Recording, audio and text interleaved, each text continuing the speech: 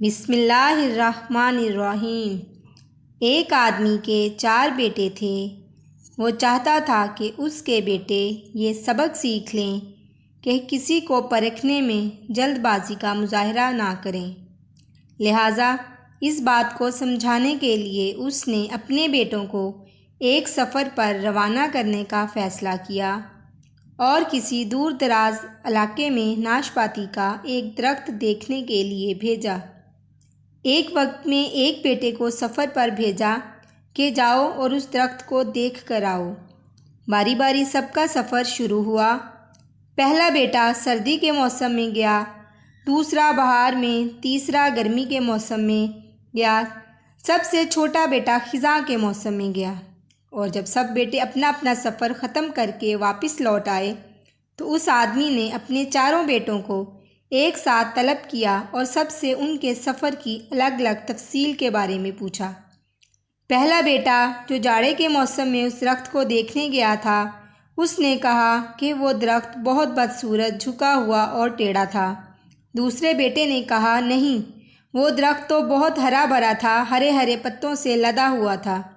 تیسرے بیٹے نے ان دونوں سے اختلاف کیا کہ وہ درخت تو پھولوں سے بھرا ہوا تھا اور اس کی مہک دور دور تک آ رہی تھی، اور یہ کہ اس سے حسین منظر اس نے پہلے کبھی نہیں دیکھا تھا۔ اب سب سے چھوٹے بیٹے نے اپنے سب بڑے بھائیوں سے اختلاف ظاہر کیا کہ وہ ناشپاتی کا درخت تو پھل سے لدا ہوا تھا اور اس پھل کے بوجھ سے درخت زمین سے لگا زندگی سے بھرپور نظر آ رہا تھا۔ یہ سب سننے کے بعد اس آدمی نے مسکرا کر اپنے 4 بیٹوں کی جانب دیکھا اور کہا، تم 4 میں سے کوئی بھی غلط نہیں کہہ رہا، سب اپنی اپنی جگہ درست ہیں۔ بیٹے باپ کا جواب سن کر بہت حیران ہوئے کہ یہ کس طرح ممکن ہے، حتیٰ کہ باپ نے اپنی بات جاری رکھتے ہوئے کہا، تم کسی بھی درخت کو یا شخص کو صرف ایک موسم یا حالت میں دیکھ کر کوئی فیصلہ نہیں کر سکتے۔ کسی فرد کو جانچنے کے لیے تھوڑا وقت ضروری ہوتا ہے۔ انسان کبھی کس کیفیت میں ہوتا ہے تو کبھی کسی اور کیفیت میں۔ اگر درخت کو تم نے جاڑے کے موسم میں بے رونق دیکھا ہے تو اس کا مطلب یہ نہیں کہ اس پر کبھی پھل نہیں آئے گا۔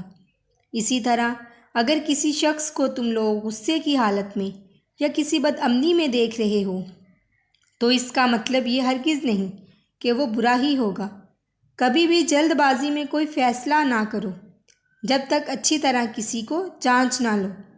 کسی کو اسی وقت سمجھا یا پرکھا جا سکتا ہے جب یہ تمام موسم گزر جائیں۔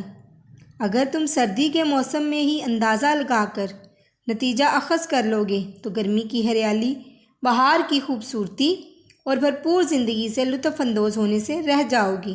صرف ایک دکھ پریشانی کے لیے اپنی زندگی کی باقی خوشیوں کو داؤ پر مت لگاؤ۔ زندگی کے ایک برے موسم کو بنیاد بنا کر باقی زندگی کو مت پرکھو۔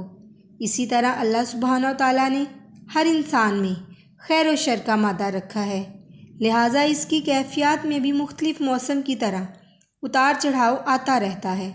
لہٰذا ہمیں حسن ظن رکھنا چاہیے کیونکہ بدگمانی بھی گناہ ہے۔